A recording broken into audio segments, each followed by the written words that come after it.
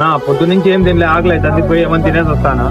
కాదురా, పొద్దు నుంచి వ్యాపారం లేదా నేనే చూస్తే ఇప్పుడు వ్యాపారం వస్తేనే నువ్వు తినేపోతా అంటాను. కొంత బండి రిపేర్ చేసి కాదు మరీ తిందుకు పోరా. 1 hour later. మా ఆఫీస్ లో చిన్న పార్టీ ఉంటే నేను ఆడే తిన్నాను. ఈ క్యారీ మిగిలింది తిన్నాక లేవు థ్యాంక్స్ అన్నా. A few moments later. అన్న బండి రిపేర్ అయిపోయిందా? అయిపోయిందన్నా. ఏంటైంది 200 అయిందన్నా.